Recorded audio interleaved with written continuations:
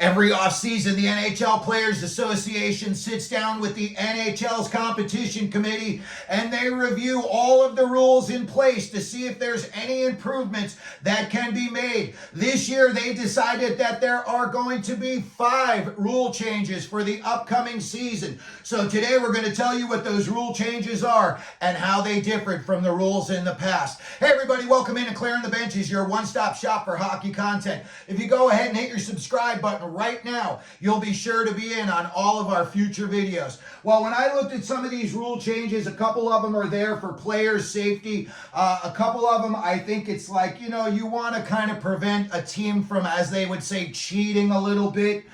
So I think these rules, for the most part, are good, although I think there's one that they're still kind of leaving in murky territory where it's going to come up to a judgment call by a referee or a linesman. So let's get right into it. And the big one, and this is the first one, Rule 38.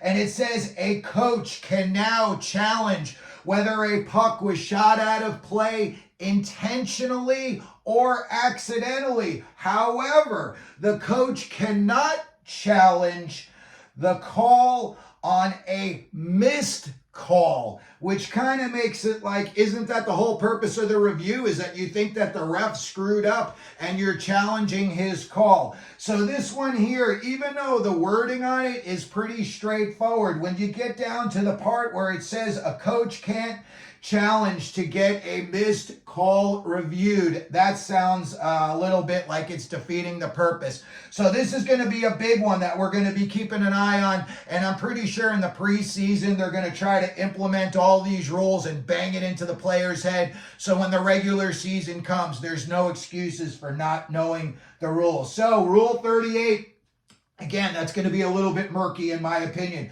The next rule change they made was to Rule 63.8, and that says if you dislodge your own net, the guilty team cannot make a line change before the ensuing face-off.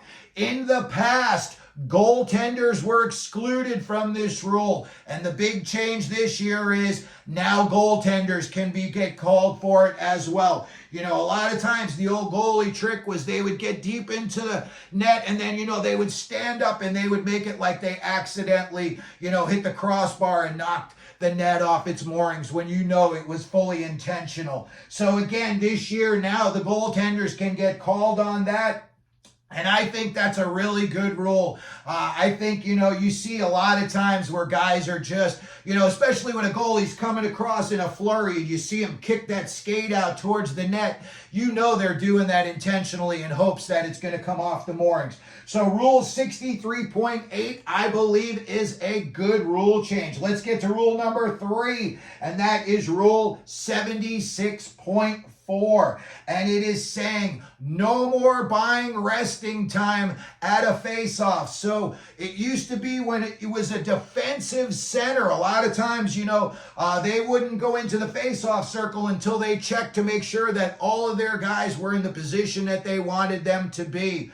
It's kind of a delay of game tactic, and I think this rule is a good one, and it is also going to apply to the offensive centers this year. In the past, it was only geared at the defensive centers, and now it's going to be both centers.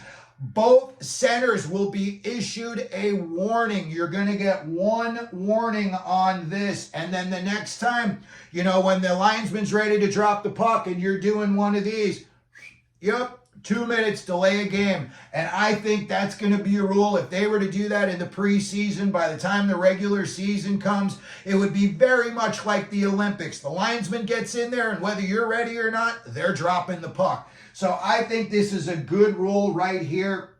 And I think this is a rule that, a lot of teams did employ this. They would always be like, oh, let's get a little extra rest time and have our guys where we want them right before I go into the face-off circle. And then we've got rule change number 4, and that applies to rule number 75.2. And this is a player safety rule. After we had the tragic death last year, where Adam Johnson was killed with the skate blade. Now they're making it so that you cannot sit on the boards anymore while you're waiting for a line change. They want to have guys that both skates are on the bench side. They don't want anyone's skates hanging over the boards. They don't want them sitting on the boards. They don't want them straddling the boards. And again, they are going to be giving a one-time warning. And the second time that they look over and they see a guy straddling the boards trying to get a little heads-up jump start,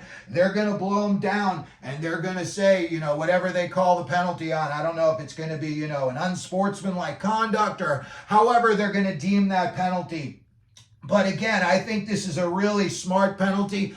Listen, and going down the line, you're going to get into youth hockey. You see a lot of kids trying to cheat and get over the boards early.